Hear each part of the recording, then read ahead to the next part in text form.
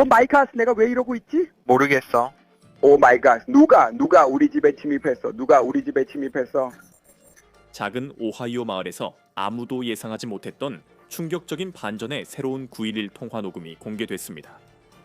제 아내가 머리에 2발의 총상을 입었어요. 한밤중에 총에 맞아 숨진 사랑받는 엄마이자 코치, 그리고 아내의 사건에서 체포가 이루어졌습니다. 경찰은 처음에 그녀가 강도가 폭력적으로 변하면서 희생된 것으로 보인다고 밝혔습니다.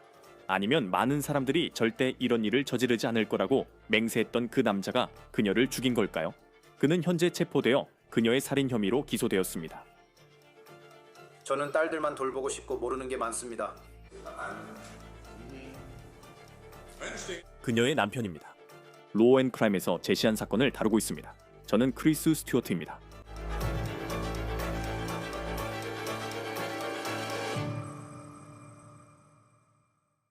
이 소식에 충격을 받아 말이 나오지 않았습니다. 애슐리 플린의 남편은 전직 목사이자 워십 리더, 아메리칸 아이돌 참가자였으며 그녀의 살인 혐의로 기소되고 범행을 은폐하려 했다는 혐의를 받고 있습니다. 방금 애슐리 플린의 집에서 새벽 2시 30분쯤 남편이 당황한 채로 걸어온 9.11 통화 녹음을 입수했습니다. 처음부터 설명드리겠습니다. 세상에 누가 우리 집에 침입했어요? 누가 우리 집에 침입했어요? 그 사람이 아직도 집 안에 있나요? 모르겠어요. 저기요. 주소가 뭐예요? 오하이오주 카운티 댐코트 932번지요. 제발 빨리 와주세요. 제발 빨리요. 저 사람은 케일러 플린입니다. 그는 강도가 집에 들어와 아내를 쐈다고 주장하며 그 일에 대해 구체적으로 말합니다. 무엇을 보고 있습니까? 제 아내가요? 그녀는 머리에 2발 맞았어요. 오 세상에. 선생님? 심호흡을 해주세요. 알겠죠? 아직 집 안에 누가 보이나요? 아니요, 맞은편 문이 열려 있어요. 서둘러 주세요, 제발. 오 세상에. 제 딸들이 여기 있어요. 부인분은 어디 계세요? 침대에 있어요. 네, 있어요. 지금 곁에 계신가요? 저는 방에 있어요. 아내를 보고 있어요. 네, 제발요. 문이 잠겨 있을 거예요. 저희도 집 안으로 들어가는 문을 잠가 두었어요. 제발요. 그 방이 집 안에서 어디에 있나요? 제 동료가 출동 요청을 하고 있어요. 알겠지만 최대한 빨리 도와드릴 수 있도록 제 질문에 답해 주셔야 해요. 알겠어요. 지금 어디 계세요? 집에 있나요? 저는 지금 아내와 함께 침실에 있고 제 딸은 자기 방에 있어요. 그럼 지금 아이들과는 같이 안 계시는군요. 그 일이 일어났을 때 저는 아이들과 함께 있었어요. 하지만 지금은 아이들과 함께 있지 않잖아요. 아니요, 아이들은 방에 있고 아직 안 일어났어요. 세상에. 보시다시피 통화 중 아이들과 그가 집 안 어디에 있는지 약간 혼란이 있습니다. 그는 아이들이 아직 자고 있고 엄마는 누군가 집에 들어와 총에 맞았으며 범인은 도망쳤다고 말합니다. 저에게 정말 눈에 띄는 점은 그가 아이들 방으로 달려가서 아이들을 확인하지 않고 그냥 아이들이 아직 자고 있다고만 말한다는 것입니다. 그가 말한 애슐리의 위치는 다음과 같습니다. 그는 그녀가 침대에서 죽었다고 말합니다. 뭔가 들리나요? 아니요, 제가 그녀의 다리를 문지르면서 이름을 불렀는데 대답이 없어요. 알겠습니다. 따님이 답이 없으시군요. 잠시만요, 제가... 뭐라고요? 뭐라고 하셨어요? 따님이 대답 안 해요. 아니요, 그들은 다른 방에 있어요. 방 건너편에요. 네, 자기 방에 있어요. 알겠어요. 집 안에서 어떤 소리가 들리나요? 아니에요. 그녀의 얼굴이, 선생님, 그녀의 얼굴이요. 아내예요. 설명해 주세요. 알겠지? 누구 얼굴입니까? 내 아내 얼굴? 아내분 얼굴이요. 총에 맞았던 그 사람. 총에 맞았다고요? 내가 말했잖아. 알겠어요. 알겠습니다. 어디를 맞았습니까? 머리예요, 머리. 제발 온몸에 맞은 건 아니길 바라요. 알겠습니다. 숨은 쉬나요? 아니요, 그런 것 같지 않아요. 애슐리, 자기야, 제발. 오, 세상에. 아니요, 그녀는 괜찮지 않아요. 반응이 없습니까? 아니야. 경찰은 이 녹음에서 들리는 것이 일종의 연기라고 보고 있습니다. 이 사람이 자신의 아내를 총으로 쏴서 죽인 사람이라고 합니다. 그게 그가 받고 있는 혐의입니다. 그가 아내에게 맞은 총알의 개수를 정확히 알고 있다는 점이 흥미롭습니다. 그리고 그가 아이들을 직접 확인하러 가지 않는 것도 주목할 만합니다. 그리고 이 녹음 부분의 끝에서 경찰이 도착합니다. 저 어떻게 해야 해요? 어떻게 해야 해요? 어떻게 해야 해요? 그녀가 숨을 쉬고 있나요? 두 발은 아닌 것 같아요. 알겠어요. 괜찮으시다면요. 가서 천을 찾아오고 그 총상에 천을 대줬으면 해요. 알겠어요? 그래요. 수건 같은 걸로 직접 누르지 말고 상처 위에 올려두세요. 알겠어요? 알겠어요?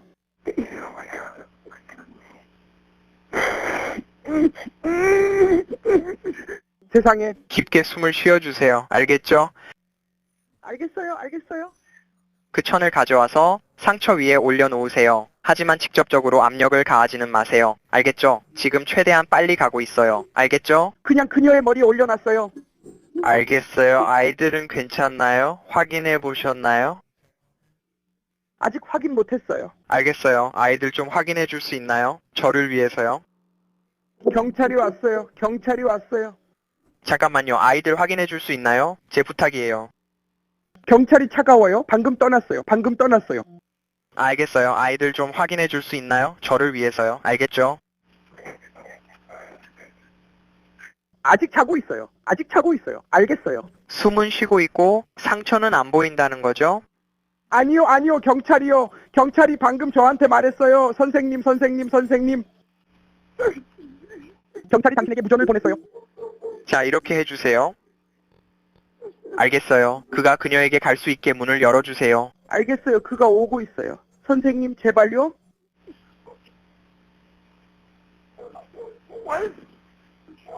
모르겠어요. 그 문이 활짝 열려 있어요. 저는 그는 그녀의 아내, 그녀의 남편이에요. 아니요, 그렇게 생각하지 않아요. 살인 사건은 늘 충격적이지만 배경을 조사하다 보면 특별히 눈에 띄는 점이 있습니다. 특히 그 사람이 과거에 법적 문제를 일으킨 적이 없어 보일 때 그렇죠. 그리고 케일럽 플린의 경우가 바로 그런 것 같습니다. 그는 전직 목사이자 전 아메리칸 아이돌 참가자였고 지금은 아버지이자 남편인데 이제는 살인 혐의로 기소되었습니다. 저는 truthfinder.com에서 그를 찾아봤는데 범죄 기록은 전혀 없는 것 같습니다. 교통 위반 딱지가 몇 장 있을 뿐 그게 전부입니다. 저희 로앤크라임에서는 이야기 취재를 위해 공공기록 검색 시 truthfinder를 사용합니다. 이 도구로 조사 시간이 절약돼 범죄 보도에 집중할 수 있습니다. 여러분도 truthfinder를 사용할 수 있습니다. 이름만 입력하면 주소, 범죄 기록 등 다양한 정보를 찾을 수 있습니다. 저희가 신원 확인에 자주 쓰는 미국 최대 검색 서비스 중 하나입니다. 그리고 구독을 하면 새로운 이웃이나 온라인에서 만난 사람들 혹은 다시 연락하고 싶은 사람을 비공개로 무제한 검색할 수 있습니다. 근처에 등록된 성범죄자를 조회할 수도 있고 심지어 본인에 대한 배경 조사도 할 수 있습니다. 정보를 확인하고 안전을 지키세요. truthfinder 공공기록은 truthfinder.com OTC에서 확인하세요. 애슐리는 37세였고 2명의 아름다운 딸을 둔 엄마였습니다. 그녀는 겉보기엔 다정한 남편이자 한때 지역교회 예배 인도자였던 사람의 아내였습니다. 그리고 살인자의 아내였습니다. 팁시티 같은 작은 마을에서는 모두가 서로를 알고 있습니다. 이런 일은 자주 일어나지 않는 일입니다. 특히 그녀처럼 지역사회에서 사랑받던 사람에게는 더욱 그렇죠. 그리고 그녀는 이 지역에서 자랐기 때문에 이 공동체를 잘 알고 있었습니다. 데이턴 북쪽에 있는 이 작은 마을에서요. 애슐리의 부계는 그녀가 만나는 모든 이들에게 기쁨의 빛이었으며 자연스럽게 다른 사람들을 격려해 주었다고 적혀 있었습니다. 분명히 저 말들은 단순히 누군가의 추못에 적힌 좋은 말이 아닙니다. 그것은 바로 애슐리가 어떤 사람이었는지, 그녀가 어떻게 살았는지를 정확히 보여줍니다. 그녀는 항상 다른 사람을 먼저 생각하며 살았습니다. 그녀는 공립학교에서 대체교사로 일했습니다. 또한 7학년 배구 코치였고 그뿐만 아니라 교회에서 적극적으로 자원봉사를 했습니다. 그래서 경찰은 처음에 애슐리가 강도 사건의 피해자인 것처럼 보인다고 말했습니다. 그 일이 잘못되어 폭력적으로 변했고 이 집에서 무언가가 일어났으며 집에 침입해서 무언가를 훔치려던 사람이 총을 가지고 있었고 애슐리를 쐈다는 것이었습니다. 수사관들이 지목한 증거 중 일부는 플린 가족의 집에 강제로 침입한 흔적이 있다는 것이었지만 그 침입이 구체적으로 어떤 모습이었는지는 밝히지 않았습니다. 9.11 신고 전화에서 차고 문이 열려 있었다는 말을 들으셨죠. 월요일에 팁시티 경찰서장이 말했듯이 모두가 일어난 일에 대해 받아들이고 있을 때 이것은 강도 짙이 틀어진 사건이었다고 내말했습니다. 경찰은 현장으로 급히 출동했습니다. 실제로 드론도 띄웠고 추적을 위해 경찰견의 도움도 받았습니다. 집에 들어와 애슐리를 살해한 뒤 도주한 이 사람을 잡기 위해서였습니다. 하지만 범인의 흔적은 어디에도 없었고 경찰견들도 아무런 냄새를 찾지 못했습니다. 이제 이 결혼에 대해 이야기해봅시다. 애슐리와 케일럽은 사랑스러운 커플로 보였습니다. 진부하게 들릴 수 있지만 사실 그들은 완벽한 커플이었습니다. 애슐리 페이스북 사진을 보세요. 두 사람이 함께 물 위에 있습니다. 애슐리가 자란 마을에서 두 사람이 딸들을 키우며 행복한 가족으로 지내는 사진이 여러 장 있습니다. 케일럽은 신앙심이 깊은 남자로 보였습니다. 그는 예배 인도자이자 교회 음악가였고 애슐리도 그 교회에서 일한 적이 있습니다. 그와 애슐리는 테네시 주에 있는 사립 기독교 대학인 리 대학교를 졸업했습니다. 두 사람이 만난 곳도 바로 그곳인 것으로 보입니다. 케일럽도 상당한 음악가입니다. 2013년 아메리칸 아이돌 오디션을 봤기 때문에 이 이야기를 꺼냅니다. 단순히 그가 그 프로그램에 출연했던 사람이 이런 혐의를 받는다는 사실이 충격적이기 때문만은 아닙니다. 하지만 데이턴 데일리 뉴스에 따르면 그가 오디션을 본 에피소드에서 그리고 그 에피소드의 일부에서 그를 인터뷰하는 장면이 나왔습니다. 그는 이렇게 말했다고 합니다. 저는 제 아내를 무엇보다도 사랑합니다. 그녀는 정말 예쁩니다. 저는 그녀를 사랑합니다. 하지만 이제 아메리칸 아이돌에서 아내를 사랑한다고 했던 케일럽 플린이 그녀를 살해한 혐의를 받고 있습니다. 이런 일이 일어나는 걸 본 적이 있다 해도 이런 가족 내 폭력이 벌어지는 현실이 안타깝고 도저히 이해하기 어렵습니다. 오늘 아침 이 사건의 법원 서류를 받았습니다. 여기 형사 고발장이 있습니다. 잠시 후에 그 서류가 우리에게 무엇을 말해주는지 좀 더 이야기해 보겠습니다. 하지만 애슐리가 살해된 후 이 사건에서 또 다른 충격적인 부분은 지역사회가 그녀의 가족, 특히 케일럽을 얼마나 많이 지지해줬는지입니다. 고펀드미가 시작됐고 이 사진에는 케일럽을 포함한 가족 전체가 나와 있었으며 설명도 함께 포함되어 있었습니다. 그녀의 남편과 두 딸을 위해 기도해주세요. 지역사회의 입장에서 보면 초점은 케일럽에게 맞춰진 것이 아니라 그가 집에 침입해 아내를 살해했다고 말한 그 사람을 찾는 데 맞춰져 있는 것처럼 보였습니다. 하지만 수요일에 이 사건이 강도 범행 중 우발적으로 벌어진 사건처럼 보인다고 말했던 같은 지역 경찰서장이 FBI의 도움을 요청했습니다. 그리고 그때부터 많은 것들이 변하기 시작한 것으로 보입니다.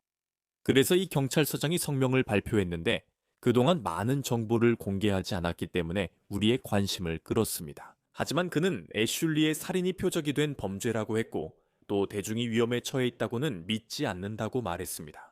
법집행기관이 그런 표현을 쓸 때마다 늘 흥미롭습니다. 왜냐하면 만약 어떤 남자가 플린 집에 침입해서 애슐리 플린을 쏘아 죽이고 도주했으며 아직 잡히지 않았다면 아무도 침입하지 않았다는 것이 아니라면 대중이 위험하지 않다고 할 이유가 없기 때문입니다. 경찰은 여전히 많은 정보를 공개하지 않고 있지만 살인 무기가 어디에 있었는지와 집에 강제로 침입한 흔적이 어땠는지는 불분명합니다. 많은 이들이 왜 애슐리 플린이 그와 맞섰는지 궁금해했습니다. 케일럽은 그가 집에 들어왔다고 당국에 말했는데 이 일들 중 그때 그는 어디에 있었던 걸까요? 왜 애슐리 플린이 이 침입자와 맞섰던 걸까요? 지금이요. 목요일 밤이요. 케일럽 플린은 현지 시간 오후 5시 조금 지나 카운티 구치소에 수감됐습니다. 그리고 그는 살인 1건, 중폭행 2건, 증거인멸 2건의 혐의를 받고 있습니다. 여기 형사 고소장이 있으며 케일럽이 9mm 권총으로 애슐리를 다시 쐈다고 적혀 있습니다. 경찰이 살인 무기를 확보했는지 아니면 탄피를 통해 그것을 확인했는지는 불분명합니다. 살인사건은 월요일 이른 아침에 발생한 것으로 알려졌습니다. 하지만 케일럽이 언제, 살인 직후 얼마 만에 911에 전화했는지는 불분명합니다. 그 시간 동안 그는 무엇을 했을까요? 그가 범죄 현장 은폐를 시도했다는 주장이 나왔습니다. 2건의 중폭행 혐의는 발사된 총알 수에 따른 것으로 보입니다. 애슐리의 부검 결과는 아직 나오지 않았고 형사 고소장에는 케일럽이 범죄 현장을 조작해 경찰을 혼란스럽게 하려 했다고 명확하게 적혀 있습니다. 플린은 금요일 아침 오하이오 법정에 처음 출석했습니다. 플린 씨, 여기 여러 가지 혐의가 있습니다. 첫 번째는 1급 중범죄인 살인 혐의입니다. 두 번째와 세 번째는 모두 중범죄인 폭행 혐의로 2급 중범죄입니다. 네 번째는 증거 조작 혐의로 3급 중범죄입니다. 이것이 네 번째 혐의입니다. 다섯 번째는 증거 조작 혐의로 3급 중범죄입니다. 미스터 포커. 앤더 테일러 씨의 명예를 존중합니다. 하지만 그건 제가 발표를 하고 있기 때문이고 그게 바로 플린이 하는 일입니다. 텍사스시에 거주하고 있으며 그는 어떤 상업적인 회사도 소유하고 있지 않고 어떤 통제에도 속해 있지 않습니다. 그에게 제기된 혐의도 없고 전과도 없습니다. 누가 합리적인 보석금을 정해야 합니까? 플린 씨, 귀하의 사건은 다음 주 2월 26일 오후 1시에 예비 심리로 잡겠습니다. 변호사의 도움을 받을 권리가 있습니다. 만약 변호사를 선임할 형편이 안 되신다면 국선 변호인 사무실에 신청하실 수 있습니다. 그곳에서 귀하가 국선 변호인 자격이 되는지 판단할 것입니다. 이 모든 내용을 이해하셨습니까? 보석과 관련해서 법원에 하시고 싶은 말씀이 있으신가요? 이번 사건에 관해서요? 멀리 오게 해서 죄송합니다. 보석 관련해 법원에 하실 말씀 있으신가요? 이번 사건에 대해요? 그게 무슨 말인지 잘 모르겠어요. 알겠습니다. 법원에서는 출석을 보장하기 위해 보석금을 정해야 합니다, 선생님. 네, 그래서 법원에서 보석금을 정하겠습니다. 그리고 저에게 말씀하실 권리가 있습니다. 저는 도주 우려가 없습니다. 저는 도주 우려가 있습니다. 또는 그와 비슷한 어떤 것이든 말씀하실 수 있습니다. 그 점에 대해 말씀하실 내용이 있나요? 죄송합니다. 저는 딸들을 돌보고 싶을 뿐이며 도주 우려는 없습니다. 알겠습니다. 네, 알겠습니다. 선생님, 법원에서는 이 사건에 대해 모든 혐의를 포함하는 200만 달러의 보석금을 명령할 것입니다. 보석금을 내실 경우 법원에서는 귀하가 재판 전 서비스에 참여하고 전자 모니터링이 되는 가택 연금 상태에 있도록 명령할 것입니다. 또한 법원에서는 귀하가 직접적이든 간접적이든 제3자를 통해서든 어떠한 방식으로도 연락을 취하지 못하도록 명령할 것입니다. 어떤 방식이나 형태로든 전자통신 포함해 그들과 대화할 수 없습니다. 귀하는 가족을 통해 어떤 방식으로도 연락이 허용되지 않습니다. 이 내용 이해하셨나요? 네, 알겠습니다. 좋아요. 여기서 마치겠습니다. 감사합니다, 선생님. 그는 그 혐의에 대해 무죄를 주장했습니다. 그의 보석금은 200만 달러로 책정되었고 만약 보석금을 내면 전자감시와 가택연금 상태에 놓이게 됩니다. 그리고 그가 자녀들과 접촉할 수 없다는 말을 들었을 때 보였던 감정을 보셨죠. 이제 케일럽의 아내이자 그가 가해한 것으로 의심받는 애슐리 플린의 추모 행사는 일요일 오후로 예정되어 있습니다. 그곳은 두 사람이 모두 직원으로 일했던 같은 교회이며 이제는 지역사회가 함께 모이는 장소가 되었습니다. 참고로 외부에서 비난이 쏟아지기 시작했을 때 케일럽을 지지했던 많은 사람들이기도 합니다. 실화 범죄를 다루는 사람들이 이런 건 예전에 봤어. 분명 남편이겠지? 라고 말할 때. 하지만 오하이오 주팁시티에는 여긴 그런 일 없을 거야 라고 말하는 사람이 많았습니다. 하지만 어떻게 사랑하는 남편이자 아버지이고 신앙심 깊은 남자가 결국 케일럽이 지금 받고 있는 혐의를 받게 될 거라고 누가 의심할 수 있었겠습니까? 안타깝게도 이 사건에서 일어난 일은 우리가 많은 가정폭력 사건에서 봐왔던 것과 같습니다. 남편이나 연인과 그 사람의 생명을 앗아간 혐의를 받는 경우죠. 가장 사랑한 사람에게 그런 일이 생긴 것 같았습니다.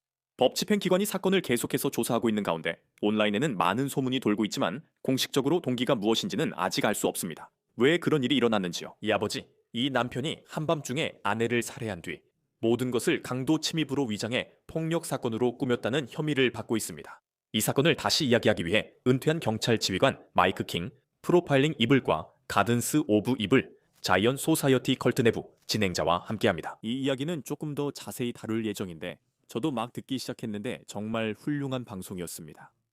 이번 주 초에 이 사건이 보도됐을 때 저희가 이 사건에 대해 이야기했었는데 경찰에 따르면 이것은 그들의 표현으로는 강도 침입 중 일이 틀어진 것으로 보였고 강제 침입의 흔적이 있었다고 합니다. 그리고 저희는 그 동네와 그게 어떤 의미일 수 있는지에 대해서도 살펴보고 있었죠. 이런 사건에서는 그냥 보게 되는 것 같아요. 많은 댓글 작성자들이 남편이 범인일 거다라고 했지만 모두가 절대 아니라고 했죠. 그런데 그는 살인 혐의로 기소됐어요. 그리고 이 얘기를 하면서 좀 장황하게 말하는 것 같은데 왜냐하면 이런 일이 일어날 때마다 항상 충격적이기 때문이에요. 하지만 동시에 가만히 앉아서 이런 일이 계속 반복되는 걸 보게 되죠. 마치 당신의 경력에서처럼요. 제 말은 이런 사건들에는 도대체 어떤 공통점이 있는 걸까요? 아직 동기는 알 수 없지만 이런 일들이 실제로 어떻게 발생하는 걸까요? 글쎄요, 크리스, 정말 흥미로운 게 사실 며칠 전에 우리가 오프라인에서 이 문제에 대해 이야기했을 때 그 가까운 주변인일 가능성에 대해 얘기했잖아요. 그리고 우리가 그 부분을 조금 언급했었죠.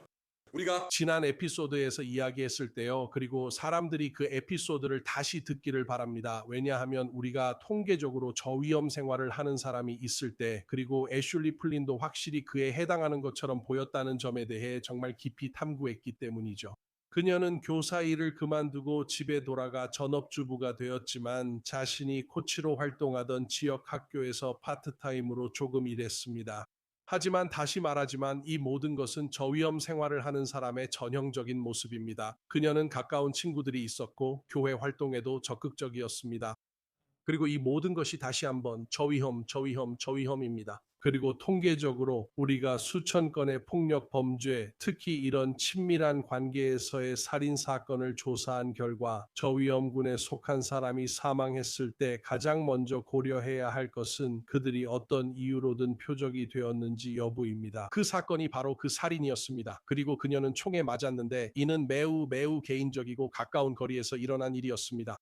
그리고 통계적으로 저위험군에 속한 사람이 살해당할 때, 그리고 만약 그들이 표적이 된다면 보통 그들이 아는 사람이거나 그들이 누구인지 아는 사람이 그런 일을 벌입니다. 그래서 창문을 통해 몰래 들여다보면서 머릿속으로 자신과 관계가 있다고 상상하는 포식자처럼 그 범위가 아주 넓을 수도 있습니다. 하지만 당신은 내부를 들여다봐야 하고 우리는 중심에서 시작해서 바깥으로 확장해 나가는 방법에 대해 이야기했습니다. 하지만 가정폭력이나 살인 같은 일이 어떻게 일어나는지 생각하면 여전히 충격적입니다. 이제는 그런 일로 기소도 되고 있으니까요. 이제 누군가는 겉보기에는 아무 문제 없어 보이고 훌륭해 보이는 결혼 생활을 하다가도 살인에까지 이를 수 있습니다. 그리고 이런 일들은 사람들이 예상하지 못했던 것 같다는 점에서도 참 안타깝죠. 그렇지 않습니까? 제가 보기에는 케일러 플린에게는 전과도 없었고 가족을 위해 모금을 하던 고펀드미도 있었습니다. 그들 주변에는 훌륭한 공동체도 있었죠. 예를 들어 그의 사진이나 엄마 없이 지내는 두 딸을 돕기 위한 모금 등이 있었습니다. 그리고 아직 이 사건이 어떻게 해결됐는지 세부적인 내용은 알지 못합니다. 하지만 저는 수사와 그 일부에 대해 이야기하고 싶습니다. 오하이오주 팁시티 작은 지역 사회입니다. 그들은 FBI의 도움을 요청했습니다. 그리고 FBI를 속이는 건 정말 어렵다는 걸 알잖아요. 그리고 강제로 침입한 흔적이 있었던 것 같고, 그래서 그가 범죄 현장을 조작한 혐의를 받고 있습니다. 잠시 뒤로 물러나서 먼저 그 동네의 지리적 특성에 대해 이야기해보죠. 그리고 이 사건에 접근할 때, 그리고 지금 우리가 알고 있는 사실들과 제기된 혐의들을 바탕으로 그런 것들이 이 모든 일에 어떻게 작용하는지에 대해 이야기해보죠. 그 말씀을 해주셔서 정말 기쁩니다. 사실 저는 지리에 대해 이야기하는 걸 정말 좋아하거든요. 제가 화면에 무언가를 띄워서 우리 모두 함께 보면서 이야기해 보겠습니다. 하지만 이런 경우에 정말 중요한 것은 우리가 지리를 살펴보면서 그 이야기들이 실제로 맞아떨어지는지 확인하는 것이라고 생각합니다. 이야기하는 동안 오늘 아침에 만든 짧은 영상을 보여드리겠습니다. 바로 여기가 우리가 말하는 동네입니다. 여기가 그 집의 위치입니다. 우리가 앞서 이 집이 외진 거리에 있다는 사실에 대해 이야기했었죠. 정말로 골목길을 돌아다니지 않고 들어올 수 있는 진짜 길은 하나뿐이었습니다. 그리고 우리가 이것을 보면서 그 부분을 좀 강조하고 있는데, 누군가가 이 특정 위치를 알아야 하고 또 다른 경로를 생각해야 한다는 점을 생각해 볼 수 있습니다. 알겠습니다. 그 정도는 받아들이겠지만 정말 중요한 점은 이것이 연출된 상황이라는 점입니다. 용의자는 그를 따라간 뒤 어딘가로 갔어야 했습니다. 우리는 경찰이 수색 중이며 경찰견과 드론을 사용한다는 것을 알고 있었습니다. 그래서 저번 에피소드에서 우리가 정말 중요하다고 이야기했던 이 넓은 들판이 있습니다. 하지만 전 세계에서 이 사건을 지켜보는 사람들에게 이 일이 어디서 일어났는지 보여주기 위해 화면을 넓게 보면 바로 이 점이 중요합니다. 저는 그 동네에서 링 카메라나 초인종 카메라의 시야가 어떻게 보일지 시뮬레이션 해보려고 했습니다. 그래서 경찰이 이 사건을 수사할 때 그들은 즉시 누군가가 아무도 모르게 이 동네에 들어올 수 있었는지 같은 가능성부터 생각해야 했습니다. 예를 들어 초인종 카메라를 가진 사람이 엄청나게 많다는 걸 생각해 보면 우리는 그건 말이 안 된다. 왜냐하면 아무도 길을 걷고 있지 않다는 식의 상황을 보게 됩니다. 그리고 실제로 현장이 어떻게 꾸며졌는지에 대해 이야기하게 되는데 그 부분은 우리가 곧 다루게 될 것 같습니다. 바로 그 지점에서 법 집행기관이 정말로 잠깐만 이 이야기가 맞지 않는다고 생각하기 시작합니다. 저도 그렇게 생각합니다. 그리고 그걸 정리해 주셔서 감사합니다. 왜냐하면 이건 정말 흥미로운 시각이거든요. 법 집행기관이 남편에게서 아내가 집에서 총에 맞았다는 이야기를 듣고 그 다음에 질문을 던지기 시작하죠. 그리고 많은 용의자들이 아마 생각하지 못했을 시각에서 사건을 바라보게 됩니다. 그들은 그냥 알잖아요. 그가 문이나 창문을 부쉈다면 강제 침입의 흔적이 될 수 있습니다. 그는 이를 고려했을 겁니다. 법 집행기관은 이들이 어떻게 동네에 들어왔는지도 조사합니다. 현장은 우리에게 무엇을 말해주나요? 예를 들어 이런 용의자들이 범죄 현장을 조작했다고 의심받는 사건에서 실제로 그런 경우를 얼마나 자주 발견하셨나요? 그들은 FBI나 법 집행기관처럼 멀리서 바라보는 시각으로 생각하지 않습니다. 정확히 맞는 말씀입니다. 왜냐하면 만약 이 모든 것이 사실이라면 이제 남편이 혐의를 받게 되는 거니까요. 만약 이게 사실이라면 그는 이 문제를 어떻게 해결할지에 대해 아마도 오랜 시간 동안 상상했을 것입니다. 그리고 문제가 정확히 무엇이었는지는 아직 모르지만 그가 더 이상 애슐리를 곁에 두고 싶지 않았다는 것뿐입니다. 만약 이 모든 것이 사실이라면요. 그리고 그들이 이런 상상을 하고 이 과정을 거치기 시작할 때 몇 가지 흥미로운 점들이 제 눈에 띕니다. 이 경우 첫 번째로 그의 아내가 집에서 총에 맞아 사망한다면입니다. 그는 합법적인 방법으로는 해결할 수 없었던 잠재적인 문제를 없애게 될 뿐만 아니라, 즉 그는 재산을 나눌 필요도 없고 양육권을 걱정할 필요도 없으며 많은 것들을 신경 쓸 필요가 없습니다. 그래서 그는 환상 속에서 문제를 해결하고 있는 것입니다.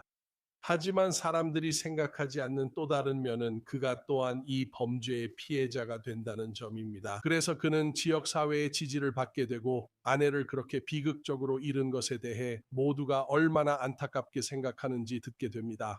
그래서 그들이 할 수 있는 한 그들은 환상에 사로잡혀서 정말 중요한 구성 요소들을 잊어버리게 됩니다. 당신의 진술 외에 다른 모든 증거들이, 그 모든 다른 증거들이 당신의 말을 뒷받침합니까? 바로 그 순간부터 사건들이 무너지기 시작합니다.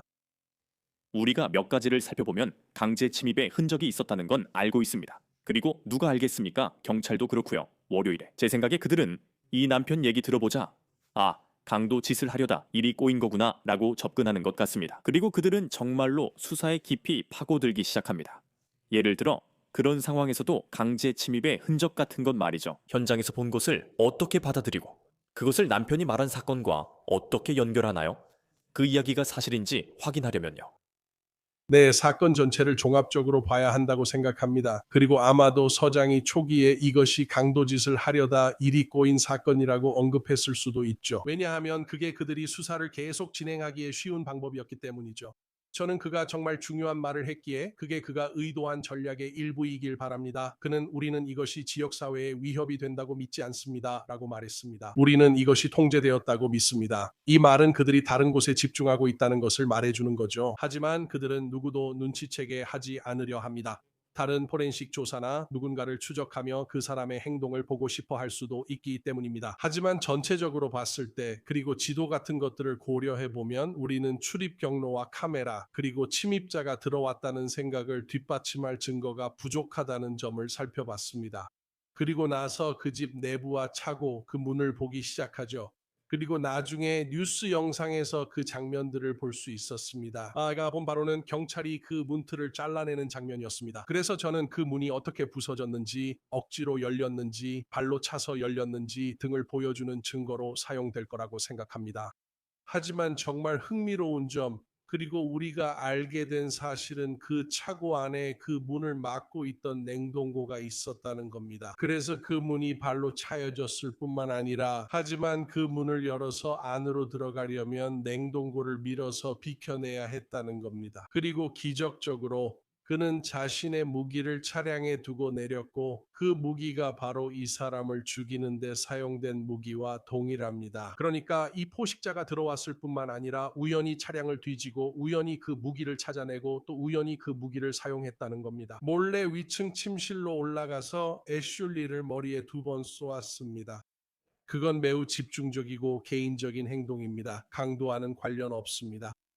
그래요. 그리고 이런 사건을 보면 흔한 경우는 아니지만 이런 사례를 본 적이 있습니다. 그리고 지금 신문실에 용의자가 있고 전과 간지 없는 사람이에요. 아마 이런 상황을 처음 겪는 거겠죠. 그래서 자신의 이야기를 설명하고 있습니다.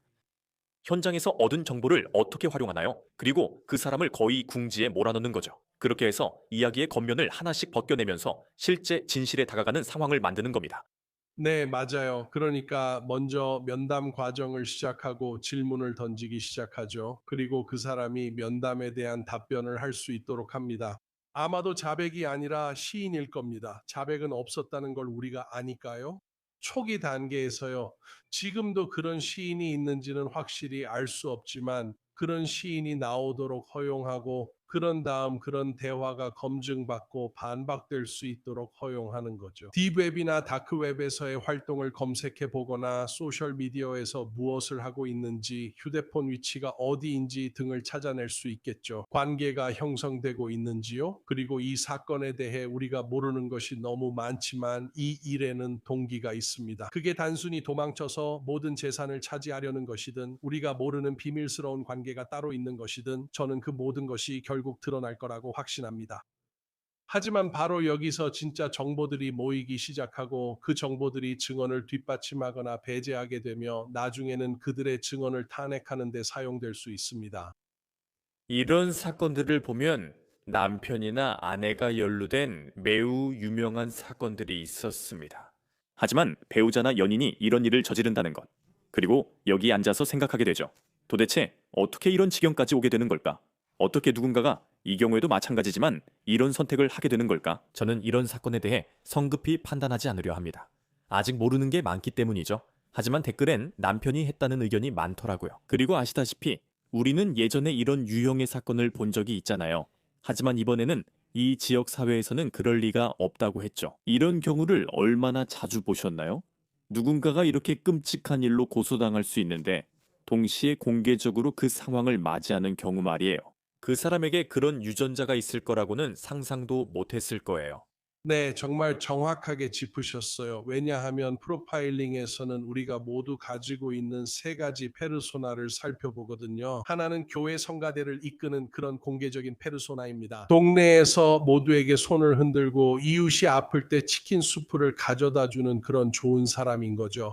이게 바로 공개적인 페르소나입니다. 당신과 제가 당신의 쇼를 할 때 쓰는 페르소나와 똑같아요. 우리는 최선을 다해 좋은 모습을 보여주려고 하죠. 이게 우리의 모습입니다. 저는 이렇게 보여지고 싶어요. 라고 말하는 거죠. 하지만 우리 모두는 사적인 면도 가지고 있죠. 그건 아마 가장 가까운 동료나 가장 친한 친구 혹은 배우자만 볼 수 있는 부분일 거예요. 그들이 우리의 단점이나 흠을 보게 되는 곳이죠. 그곳에서는 우리가 부정적으로 반응하거나 좀 추한 모습을 보일 수도 있어요. 우리 모두 그런 면이 있습니다. 그리고 비밀스러운 면도 있습니다. 제 멘토가 늘 말하곤 했죠. 우리 마음 가장 깊고 외진 곳에 사는 테즈메이니아 데블이 있다고요. 그건 내가 이걸 하고 절대 들키지 않을 거야 라는 뜻이에요. 그리고 생각만 해도 소름이 돋죠. 겉으로는 완벽해 보이는 사람이 그런 생각을 할 수 있다는 게 말입니다. 이런 일을 하겠다는 생각, 그걸 계획하고 실제로 실행에 옮기는 과정까지도요. 이 사건을 겪으며 더 많은 정보를 알게 되겠지만 이런 일이 생각보다 자주 일어난다는 게 놀랍네요. 이런 사건을 볼 때마다 늘 충격적이고 정상적이지 않게 느껴집니다. 그리고 그의 입장도 들어볼 것이고 앞으로 제시될 증거들과 앞으로 어떤 일이 벌어질지 지켜보게 될 것입니다. 마이크 킹, 항상 로 앤크라임에 나와주셔서 감사합니다. 가기 전에 새로운 팟캐스트에 대해 여쭤보고 싶습니다. 쌈화가 이제 공개되었는데 사람들이 꼭 알아야 할 점이 있을까요? 네, 가든스 오브 이블 자이언 소사이어티 컬트 내부입니다. 저희는 아메리칸 나이트메어스 팟캐스트 시리즈의 시즌 5입니다. 이 팟캐스트는 엄청나게 인기가 많습니다. 이 이야기는 제가 아주 오래전에 무너뜨렸던 컬트에 관한 것으로 그때 저희가 많은 아이들을 구출했었습니다.